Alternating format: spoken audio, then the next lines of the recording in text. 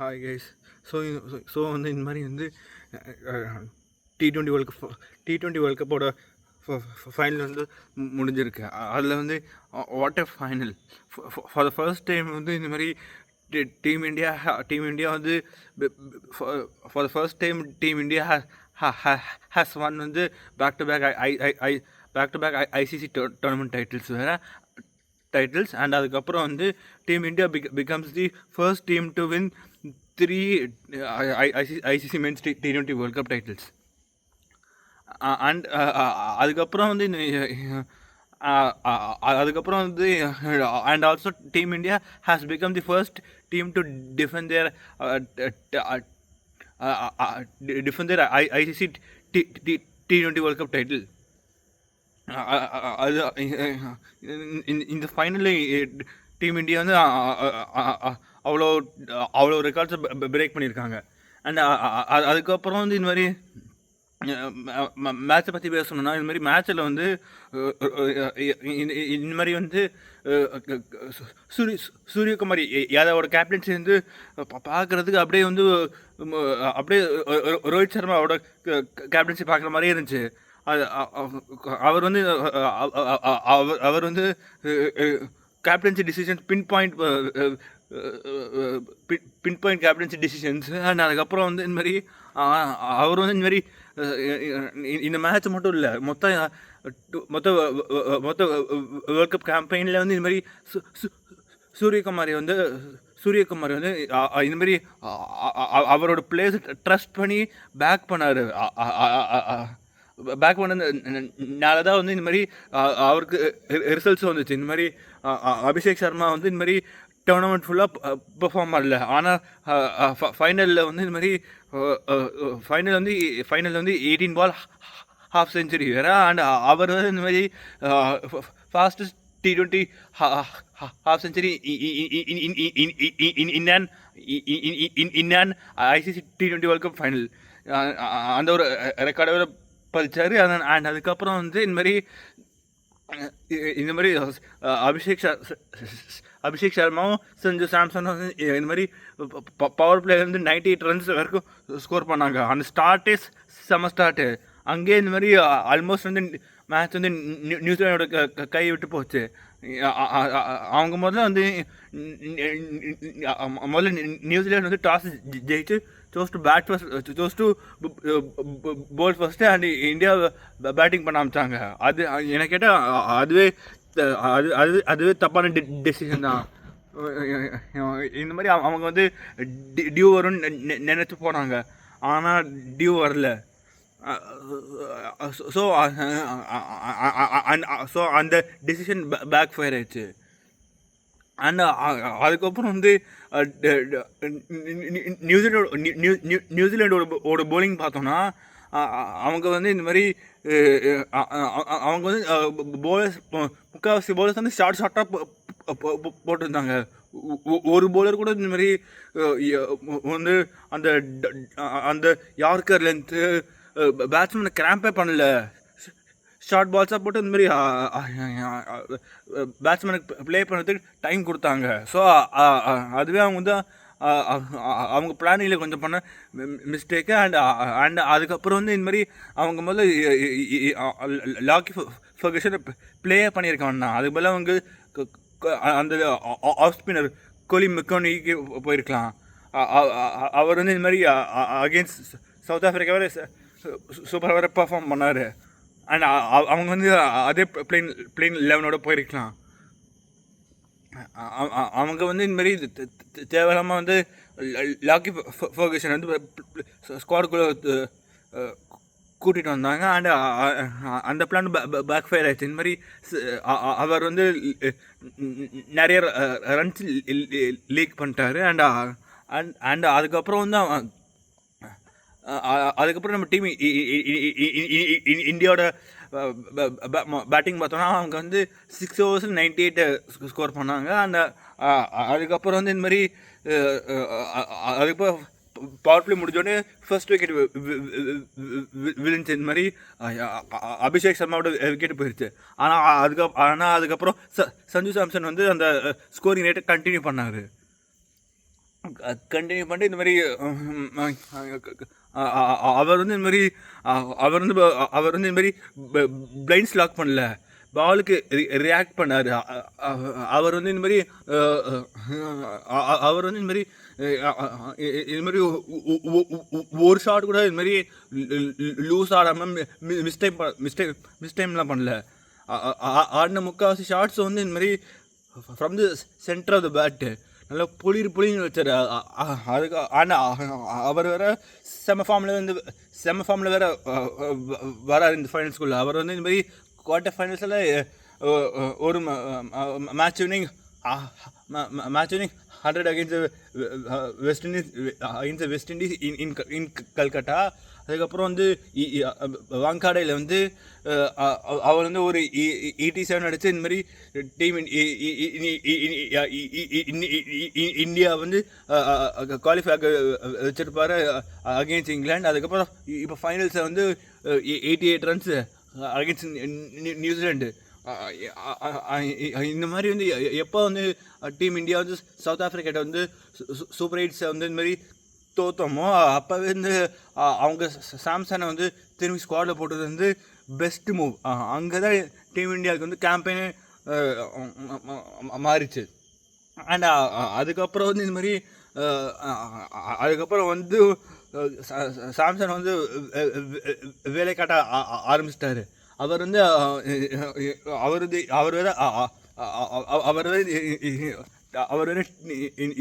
This years T20 world கப்பில் வந்து அவர் went on to score 321 runs. அது வந்து ஹையஸ்ட் ஃபார் எனி இந்தியன். அவர் வந்து 5 மேட்ச்சில் 321. முன்னாடி வந்து அந்த ரெக்கார்டு வந்து கோலி வச்சுருந்தார். கோலி வந்து 317 ரன்ஸு, அதை விட 4 ரன்ஸ் எக்ஸ்ட்ராவே சாம்சங் ஸ்கோர் பண்ணியிருந்தார். அப்படி ஒரு ரெக்கார்ட் பிரேக்கிங் சீசனாக வந்து இந்த மாதிரி ஆயிருக்கு ஃபார் டீம் இந்தியா. நம்ம அதுக்கப்புறம் வந்து நம்பர் 3ல ஈஷான் கிஷான் வந்தார். அவர் வந்து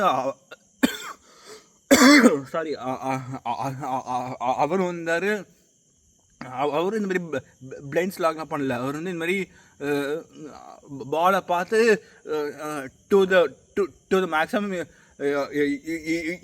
யூட்டிலைஸ் பண்ணார். அந்த அந்த ஷார்ட் பால்ஸு ப்ளஸ் அந்த லூஸ் பால்ஸை டு த மேக்ஸிமம் யூட்டிலைஸ் பண்ணார். அதுக்கப்புறம் வந்து இந்த மாதிரி அதுக்கப்புறம் சூரியகுமார் யாதவ் வந்து இந்த மாதிரி பேட்டிங் ஆட வந்தார். அது ஒரு தேவை இல்லாத ஷாட்டு. பால் வந்து பவுன்ஸ் ஆகி வருது. அவர் வந்து இந்த அவர் வந்து இந்த அவர் வந்து இந்த மாதிரி டீப் ஃபைனல் தலைமையில் ப்ளே பண்ணலான்னு போனார்.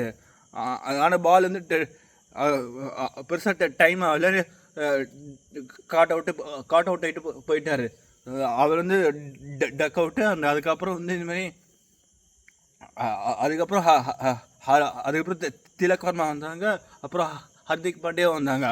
அவங்க வந்து இந்த மாதிரி பெருசாக அடிக்கலை. ஆனால் 2 பேருமே இந்த மாதிரி எப்போ இந்த மாதிரி சாம்சன், அபிஷேக் சர்மா அண்டு அதுக்கப்புறம் ஈஷான் கிஷானோட விக்கெட் போச்சோ,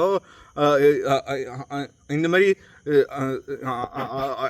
அவங்க 3 பேரையுமே இந்தமாரி ஜிமினிஸ் வந்து ஒரே ஓவரில் அவுட் ஆக்கினார். அதுக்கப்புறம் வந்து கொஞ்சம் ஸ்கோரிங் ரேட் கொஞ்சம் கம்மியாச்சு. ஸோ ஆனால் வந்து இந்தமாரி மொத்தமாக மொமெண்ட்டும் போல் இந்த மாதிரி ஹர்திக் பாண்டியாவும் திலக் வர்மாவும் கொஞ்சம் சிங்கிள்ஸ் ஓடி டபுள்ஸ் ஓடி கொஞ்சம் ஸ்கோரிங் ரேட்டை வந்து ஆன் பார் வச்சுருந்தாங்க. எப்போ ஹர்திக் பாண்டியாவோட விக்கெட் போச்சோ அதுக்கப்புறம் சிவம் டுபே வந்தார். அவர் வந்து இந்த மாதிரி கடைசி ஓவரில் வந்து 22 ரன்ஸ் ஸ்கோர் பண்ணி வந்து இந்த மாதிரி டீம் இந்தியாவோட டோட்டலில் வந்து போய் 256 போய் வச்சார். அண்ட் அதுக்கப்புறம் நம்ம நியூசிலாண்டோட பவுலிங் பார்த்தோன்னா வந்து யாருமே பெருசாக ஃபயர் ஆகலை. லாக்கி ஃபர்கூசன் வந்து அவங்க வந்து பாரபட்சமே பார்க்கல, வச்சு வாங்கினாங்க. அதுக்கப்புறம் வந்து நம்ம அதுக்கப்புறம் மேட் ஹென்ரிக்கு வந்து ஃபர்ஸ்ட் ஓவர் கொஞ்சம் லீக் பண்ணிட்டாரு. ஆனால் அதுக்கப்புறம் second over and third over கொஞ்சம் பிடிச்சாரு. அதுக்கப்புறம் ஃபோர்த் ஓவர் கொஞ்சம் விட்டார். ஸோ அவர் கொஞ்சம் ஓகே தான் போட்டார். ஆனால் இந்த மாதிரி இது மாதிரி சாண்டர் வந்து எங்கே விட்டார்னா அவர் வந்து கிளென் ஃபிலிப்ஸை வந்து கொஞ்சம் அதிகமாக யூஸ் பண்ணியிருக்கலாம். ஏன்னா டீம் இந்தியாவுக்கு வந்து பாருங்கள் அபிஷேக் சர்மா, திலக் வர்மா, ஈஷான் கிஷானு, அதுக்கப்புறம் Axar Patel 4 left handed batsman வச்சுருக்கோம் டாப் 8.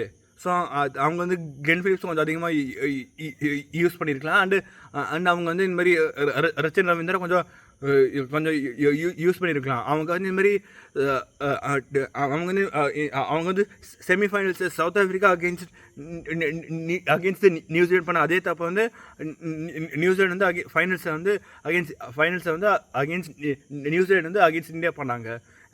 அவங்க வந்து இது மாதிரி அவங்க வந்து ஸ்பின்னை வந்து ரொம்ப கம்மியாக தான் யூஸ் பண்ணாங்க ஃபைனலில். நீங்கள் முதல்ல இந்தியாவில் வந்து ஒரு மேட்ச் ஆடுறீங்கன்னா வந்து அதுவும் இந்த மாதிரி இம்பார்ட்டண்ட் மேட்ச் ஆடுறீங்கன்னா நீங்கள் வந்து ஸ்பின்னர்ஸ் நம்பி பால் கொடுக்கணும்.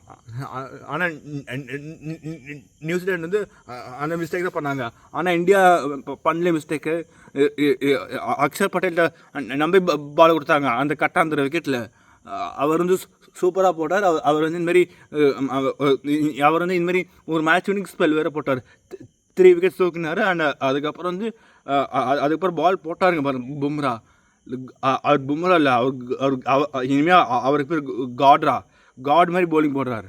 அவர் வந்து இதுமாரி 4 for 15 வேறு. ஆனால் அவர் தான் மேன் ஆஃப் த மேட்ச் வேறு. ஸோ இந்தமாரி பும்ரா வந்து இந்தமாரி ஃபாஸ்ட் பவுலிங் போட்டு மொத்த டீமையும் வந்து பேக் ஃபுட்டில் போட்டாங்க நியூசிலாண்டை. அண்ட் அக்ஷர் பட்டேல் வந்து சூப்பராக சப்போர்ட் பண்ணார் பும்ராவை. சூரியகுமார் யாதவ் வந்து இந்த மாதிரி ஒரு பக்கம் பும்ரா அண்ட் ஒரு பக்கம் அக்ஷர் பட்டேல் வச்சு அட்டாக் பண்ணியிருக்கலாம் ஆல் அவுட்டாக. அவங்க அதை மட்டும் தான் பண்ணாமல் போயிட்டாங்க. அதுக்கப்புறம் வந்து இந்த மாதிரி நம்ம நியூசிலாண்டோட பேட்டிங் பார்த்தோன்னா வந்து அவங்க வந்து பெருசாக பார்ட்னர்ஷிப் போட்டு போடவே இல்லை. இந்த மாதிரி டீம்ஸ் வந்து இந்த மாதிரி மேம்பத்தான டோட்டல்ஸை சேஸ் பண்ணுறாங்கன்னா எப்போவுமே பார்ட்னர்ஷிப் போட்டு தான் போய் சேஸ் பண்ண முடியும். பார்ட்னர்ஷிப்ஸ் போடணும். ஆனால் டீம் இந்தியாவுக்கு வந்து இந்த மாதிரி டாப் 3ல் வந்து all 3 went out score 50+ runs. ஆனால் வந்து நியூசிலாண்டுக்கு வந்து வெறும் டீம் சேஃபாக தான் வெண்ட் அவுட் ஸ்கோர் 52 ரன்ஸு. அதுக்கப்புறம் சாண்டர் வந்து வெண்ட் அவுட் ஸ்கோர் 34 ரன்ஸு. பாக்கி யாருமே இந்த டபுள் டிஜிட் ஸ்கோரை கூட வந்து தாண்ட முடியல. 20+ யாருமே அடிக்கலாம் other then Santner and Tim Seifert. அது மூலம் ஏன்னா வந்து எப்போ ஃபினால ஓட விக்கெட்டு போச்சோ அப்போவே இந்த மாதிரி கொஞ்சம் நியூசிலாண்ட் கொஞ்சம் பேக் ஃபுட்லேயே போயிட்டாங்க. அது மூலம் ஏன்னா இந்த மாதிரி இந்த ப்ரெசன்ட் வேர்ல்டு கப்பில் வந்து இந்த மாதிரி நியூசிலாண்டோட சான்ஸ் ஆஃப் வின்னிங் வந்து எப்போ அதிகமாக ஆகிருக்குன்னா வந்து எப்போ வந்து இந்த மாதிரி ஃபின்னாலும் டீம் சேஃபர்ட் வந்து 2 பேருமே ஸ்டெடியாக நின்று பார்ட்னர்ஷிப் போடுறாங்களோ அப்போ தான் வந்து இந்த மாதிரி நியூசிலாண்டு வந்து மேட்ச் ஜெயிக்க போயிருக்காங்க. எப்போ ஃபின்னால் ஆலனோட விக்கெட்டை வந்து இந்த மாதிரி சாண்டர் எப்போ ஃபின்னால் ஆலனோட விக்கெட்டை வந்து இந்த மாதிரி அக்ஷர் பட்டேல் வந்து பால் போட்டு தூக்குனாரோ வந்து அப்போ வந்து மேட்ச் கொஞ்சம் நியூசிலாண்ட் கொஞ்சம் பேக் ஃபுட்டில் போயிட்டாங்க. அப்போவே இந்த மாதிரி மேட்ச் வந்து கொஞ்சம் 25% வந்து டீம் இந்தியாவோட கையில் வந்துருச்சு. அதுக்கும் வந்து அந்த ஃபினா ஆலன் அவுட் ஆகிறதுக்கு மிட் ஆனில் லாங் ஆனில் ஈஷான் கிஷான் ஒரு கேட்ச் பிடிச்சா பாருங்க. அவர் வந்து இந்த மாதிரி காலுக்கும் பவுண்டரி காலும் பவுண்டரியோப்பையும் சூப்பராக ஜட்ஜ் பண்ணி பேலன்ஸ் பண்ணி பிடிச்சாரு. டீம் இந்தியாவோட ஃபீல்டிங் வந்து பிஃபோர் த ஃபைனல் கொஞ்சம் கொஞ்சம் கொஞ்சம் ஆவரேஜாக இருந்துச்சு. ஆனால் ஃபைனலில் வந்து சூப்பர் ஃபீல்டிங். ஈஷான் கிஷான் வந்து ரெண்டு சூப்பர் கேட்ச் பிடிச்சாரு. ஒன்று வந்து ஃபினாலன் அவுட் ஆகி வந்து லாங் ஆன் ஒரு கேட்ச் பிடிச்சாரு. அண்ட் அதுக்கப்புறம் வந்து ரச்சின் ரவீந்திரா வந்து அவுட் ஆக வந்து இந்த மாதிரி டீப் பேக்வுட் ஸ்கொயர் லெக்லேருந்து ஒரு ரன்னிங் பேக்வுட் கேட்ச் பிடிச்சாரு. செம்ம கேட்ச் அது. அதில் வேறு கேப் வேறு கீழே விழுந்து வந்து ஒத்த கண்ணை வேறு பிளாக் ஆகிடுச்சு. ஆனாலும் அவர் வந்து பால் பிடிச்சிட்டாரு ட்ராப் பண்ணாமல். அது செம்ம ஃபீல்டிங். அதுக்கப்புறம் ரிங்கு சிங் வந்து சும்மா சொல்ல வேண்டாம். அவர் வந்து இந்த மாதிரி ஃபென்ஸில் வந்து கிரவுண்ட் ஃபீல்டிங் வந்து சூப்பராக பண்ணுவார் அவர். அண்ட் ப்ளஸ் அவரோட ப்ரில்லியன்ட் கேட்சிங் வேறு. ஸோ ஓவராலாக வந்து டீம் இந்தியாவோட ஃபீல்டிங்கோட வந்து compared to the other matches வந்து ஃபைனல்ஸ் வந்து அவங்க வந்து ஒரு ஸ்டெப் பெட்டராகவே பண்ணியிருக்காங்க ஃபீல்டிங்கை. தேவையில்லாமல் கேட்செல்லாம் விடல.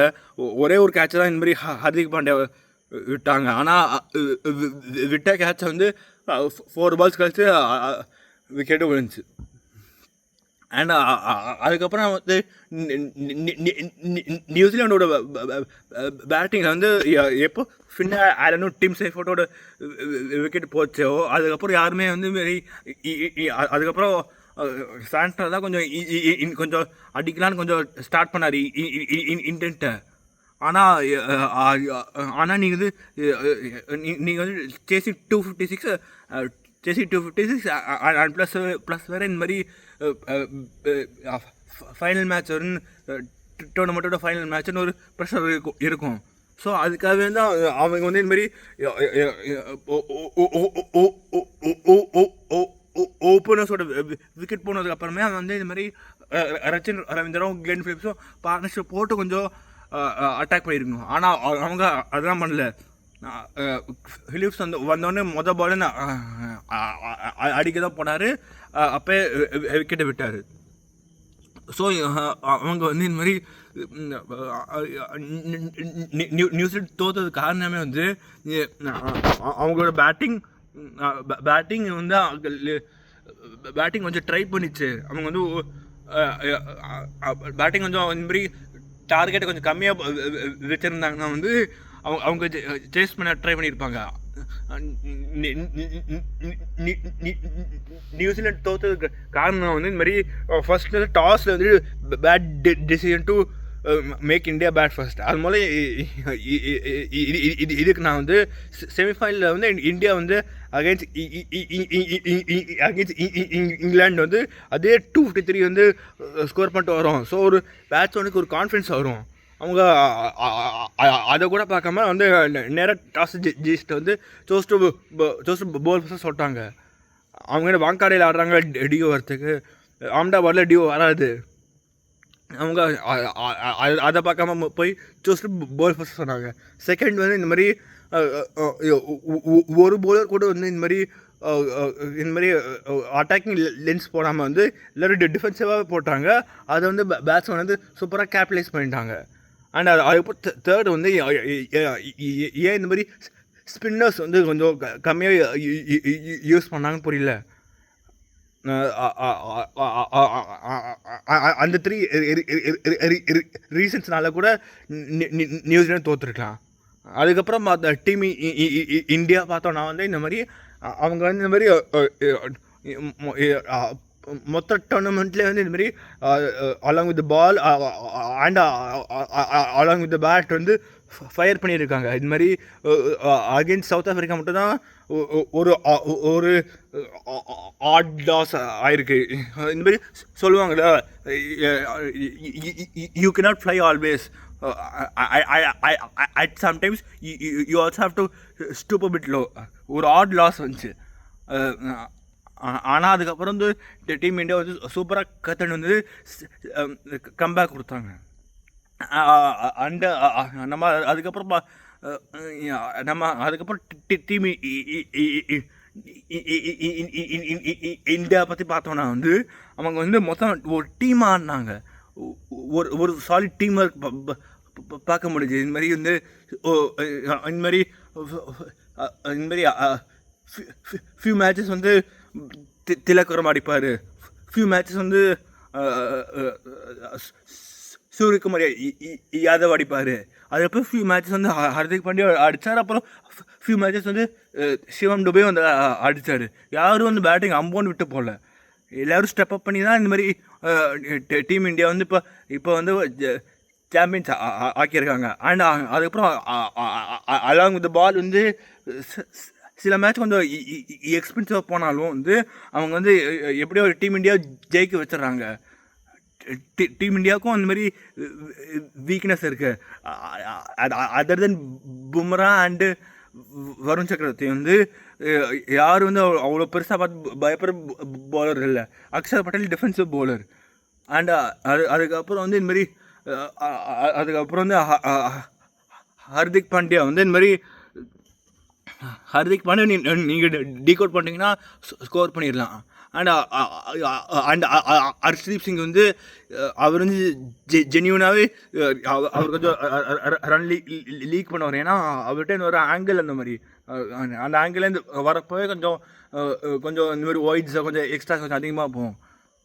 ஸோ ஆனால் டீம் இந்தியா வந்து அவங்களோட வீக்னஸை சூப்பராக கவர் பண்ணிட்டு வந்து இந்த மாதிரி சூப்பராக வந்து டீம் இந்தியா வந்து அவங்களோட வீக்னஸ் வந்து கவர் பண்ணிட்டு இந்த மாதிரி சாம்பியன்ஸ் ஆயிருக்காங்க. தேங்க்யூ ஃபார் வாட்சிங். Please like, share and subscribe.